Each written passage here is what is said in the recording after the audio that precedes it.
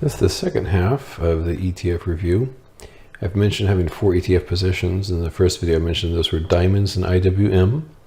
And in this chunk, the ones I positioned as is XLU, the utilities, and XRT retail. So we'll look at those in a bit. We begin with the cubes. This was an interesting one because they ended 2023 in lifetime high territory. This was a real fake out. As you well recall, we were ambling along here and kind of got a tease right here on the 27th of September. Got strong again. Got right up to this trend line, failed, beautiful. Everything's going according to plan. And then finally the big day happens on the 25th and we plunge on the 26th. And now we can see in retrospect that was the end. I do not know what shenanigans Yellen pulled to stop this, but she did a wonderful job. And it completely reversed.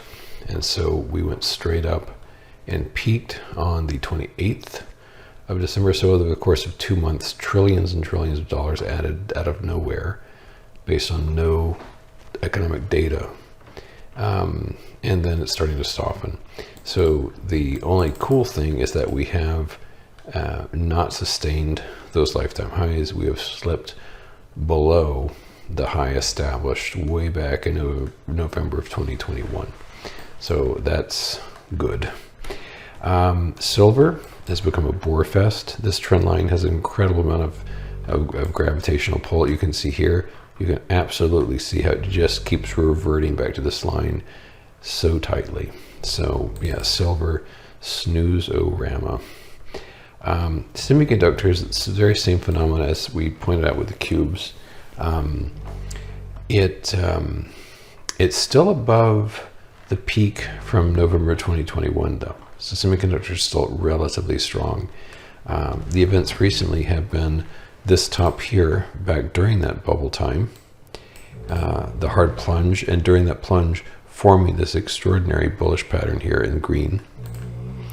And that resulted in a burst higher, and the snoring is my dog, not me.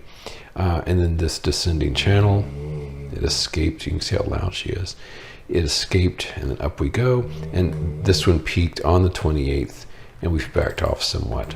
I've been burned by NVIDIA so many times, I don't even go near a semiconductor, but it's interesting to watch at a safe distance, which is about 37 miles away. Here's the spiders. And this is very, very important. I would love to see it slip below this breakout again. This was 465.24 on an adjusted basis. That was the former lifetime high. I wonder if you can hear the snoring as well as I can. Oh well. Back in January 2022, that was the peak, and we're starting to approach that again. So it cut above it here on that horrible, wretched, terrible day of the 13th of December, and we've kind of come full circle on this. So we, we'll see in the week ahead. The big event's going to be Thursday morning. That's the CPI. And December 13 is when the CPI last came out, which is what drove that unbelievable rally. I think that's what happened, as I recall. That was the CPI day. Here's the ultra short on bonds. This is strengthening because interest rates are strengthening after a complete collapse. And of course, the stronger this gets, the more vulnerable stocks become. And the more pure version of this is TLT. And my supposition on this one seems to have panned out very, very nicely so far. You'll recall it was all about this red line. This red line failed at this price gap, and we bottomed on this in October 23, and went exploding from 81.62 back into the triple digits. So about a 25% gain in TLT over just a couple of months. But the key for me, which I pointed out over and over and over again, was this trend line. We got very, very close to that trend line, but did not penetrate it. And now we're starting to do what we should do, which is tumble away from it. So that's encouraging. Oil, kind of a bore fest. It does have this little top here. And of course, what we'd want to see is for that top to hold, for the prices to continue to slip into the lower 60s.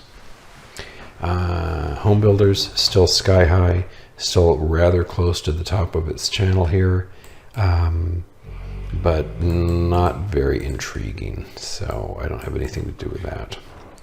XLE, also not that interesting. I find XOP a much more interesting chart. So that's just kind of, blasé. The second half's always more boring than the first half. The financials here, totally dull. It's just sort of like just kind of lifting up like a helium balloon, just up, up, up, up, up. But this is just a big fat mess. Industrials, still exceptionally high. We burned off a few points here, but this is just another instance that I would like to see slip below its former high level.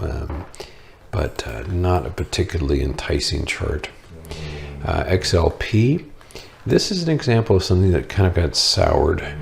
This was a pretty interesting top here, but as you can see from past instances, and this is a great example of personality. When you look at something that's like, it doesn't seem to play out. It doesn't seem to express what it should express following a given pattern. It just sort of like just goes the wrong way, and that you just don't trust it after a while. And so the history of it helps define the personality and the nature of the financial instrument. So yeah, yuck. Okay, on to prettier stuff. Here's our dear friend XLU. I've been getting a little frustrated with them. A little more robust than I'd like to see, a little more hardy and feisty than I'd like to see. In this instance, I will give him enough leeway up to here, this peak, but I will never forgive him if it gets above 66.08. That would be the end of this sine wave. That'd be just a wreck if it did that. XOP, mildly interesting, but to be honest, in this case, if I were eager to take a position, I would just go to Schlumberger. I wouldn't even bother with ETF. SLB is similar to this, but a more compelling pattern. And the last one, which also just happens to be the fourth of the four positions, is retail, XRT. The sine wave has been the most consistent with respect to the x-axis, and it's playing out very nicely. We've broken below this price gap, and I think this would have a very easy time getting down to 65 or so. I mean, ultimately it could get down to 55 or so, but this is a nice beginning, but getting down here I think wouldn't take too much in terms of catastrophic news to get it down there. All right, that is fini.